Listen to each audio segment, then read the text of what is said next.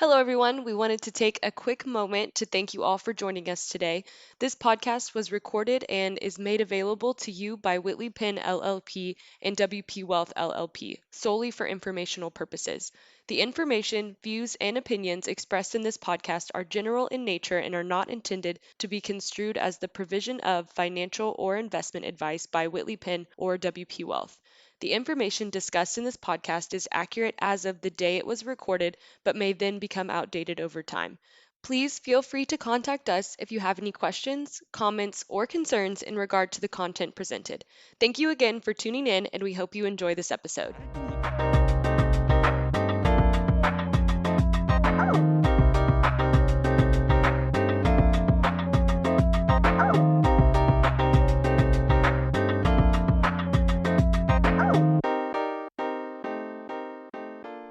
Welcome back to Whitley Penn Talks. This is Matt Magee.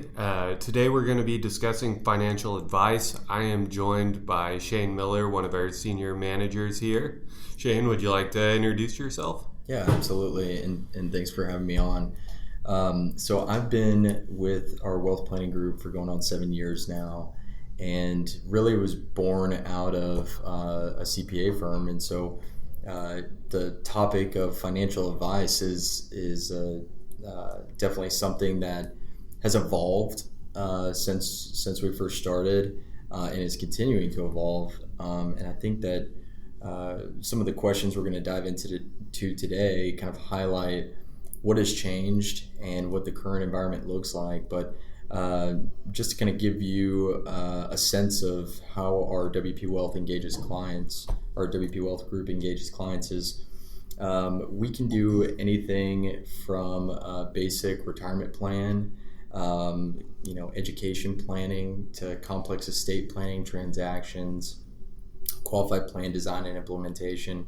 It's really anything that somebody needs relative to growing their net worth, succession planning, multi-generational planning. All of that is in our wheelhouse.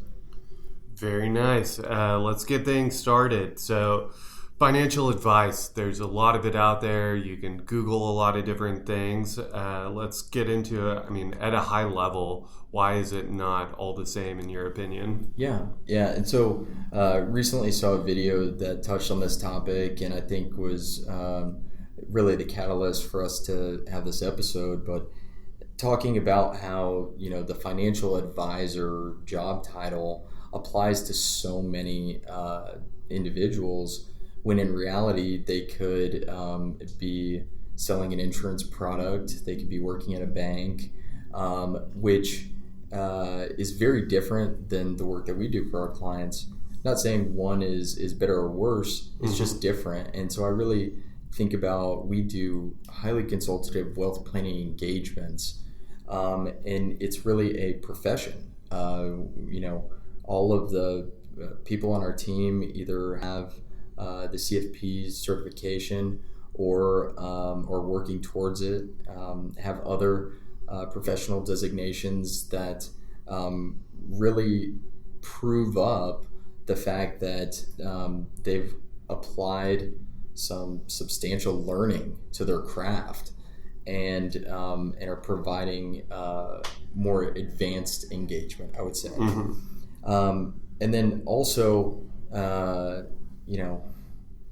there's been this big shift, right, between broker-dealer channel, which I guess I should describe that. The broker-dealer channel is really more of a transaction-based way to engage a client, very product-centric, very sales-oriented, which isn't a bad thing, but there's been a shift towards this RIA model, the Registered Investment Advisor model, which is really a asset under management based fee, puts you on the same side of the table as the client, and then you can really spend a lot of your time focusing on more value-add financial planning ideas. Absolutely. So you hit on a lot of different things in the RA model. Can you go into what a typical engagement might look like for a client, and what that financial planning might look like for somebody that's not familiar with it versus the typical pure investment focus? Absolutely. So, there's our governing body is the SEC, and so we're held to what's called the fiduciary standard. That means that we have to act in our client's best interest, and so it really is a justification of the services we provide, rather than it's I have to get the client to some specified end financial goal and can use whatever resources are best for them to get there, versus having a motivation to maybe say use our lineup of funds or products and services, and I can't really go outside of that. Mm-hmm. Yeah. I mean, along those same lines, I think a lot of people maybe have heard of the Series 7 and some of those more traditional, accreditation or testing. How is this different? I mean, are people still doing the Series 7 and going the more traditional model? So I can speak from experience. I took my Series 7, right out of school. That's a hard test. It's a very hard test, and there's some really great learning components in it, right? That are important. So I'm not discounting it at all. I just think that a majority of the people who really participate in financial advice, real consultative engagements, aren't in a broker-dealer chassis, which is where you need the Series 7. Mm-hmm. And they've really moved to that Series 63, 65, or the combo test, the 66 now, so that they can work in that asset under management-based engagement. And it really takes the question marks out of the mind of the client. Mm-hmm. They don't have to wonder what your motivations are. And so there's, I think it's a little bit more pure that way. Yeah. And so as somebody who had the Series 7, I definitely see the merit in it, but I've since let mine expire. Wish I could get that test back, but, I'm not looking back on it. I think that the future of wealth planning really takes place in the RIA model. Yeah. So you've been here 7-8 years. You've seen a lot of different clients from a financial literacy planning perspective. What are some of the mistakes you see new clients making? Yeah. What are your thoughts on that?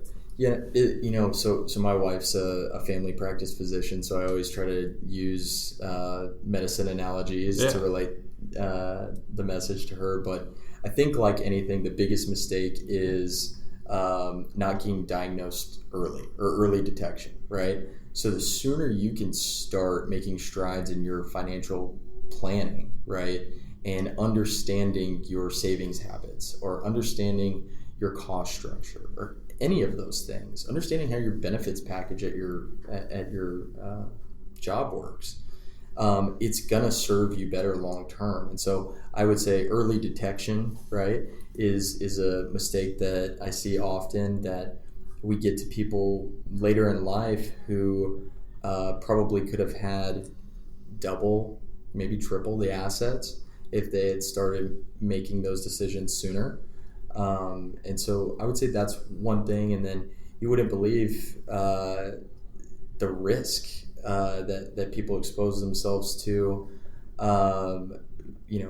not having disability, not having disability insurance as a surgeon, or not having a will and you've got 6 kids, or things like that are unintentional and purely don't mean for that to happen, but there's just never been a focus. Yeah.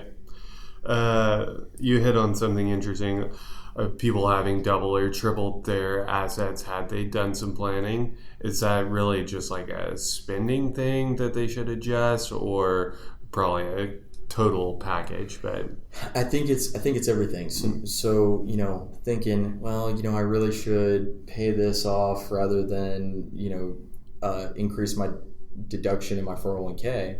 So that does a couple of things for you. You've got a tax benefit, but you've also put money into a chassis that has tax advantage features that help it grow in a better way. Whereas, maybe you had a low interest rate mortgage on your home, but you wanted to just get the debt paid off. Maybe it makes sense, maybe it doesn't make sense, but each case you kind of have to evaluate. But there's just certain things like that if you get started sooner and you know what your numbers are and you know what your game plan is, you operate it better and you get better outcomes. Yeah, that makes a lot of sense. So a lot of people go about doing this themselves. They're in 401k plans, things like that. They Google a ton of different things. They might be fans of index funds, Vanguard, stuff like that. What are they missing by doing this themselves? Yeah. What would you tell somebody like that feels like they've got everything under control? Yeah, and so I'll go back to the analogy, the medical analogy is, WebMD exists. You can look up anything you want, but you may misdiagnose yourself or may treat yourself inadvertently with what could be the right answer, but maybe you didn't think about some other underlying condition or a different medicine that you take and how it might affect you over many years in advance. So I think that certainly you could Google financial planning strategies, techniques, but unless you're working with a professional who understands how to protect you from potentially causing harm to yourself, for example, a Roth conversion. People see this strategy, they may think it's a good idea. If they don't understand the style of accounts that they have and the deductibility of those accounts, they may subject themselves to something like the pro rata rule, and all of a sudden I've got a great big tax bill that I didn't mean to have, right?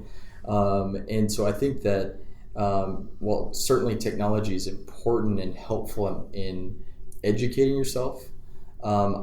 If you're making financial plans, it's best to work with a professional to guide you. And that's a big focus for our clients. Is we spend a great deal of time educating, so that when life happens and we have years like 2020 with a lot of volatility and a lot of uncertainty, you have a game plan and you stick to it, and that's really what gives us great outcomes for our clients. Yeah, I like it.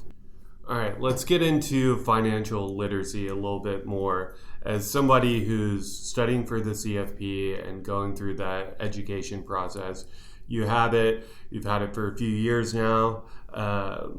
From a financial literacy and education standpoint, is there a minimum assets that people need to have this? What can people be doing? Is this only for somebody that has a few million in a retirement account, or is this stuff that anybody can be working towards? Absolutely. So I'm actually, financial literacy is absolutely one of my passions, and I'm involved. I'm on the board of Junior Achievement, the Chisholm Trail here in Fort Worth, and financial literacy can start at a very early age and should, quite honestly.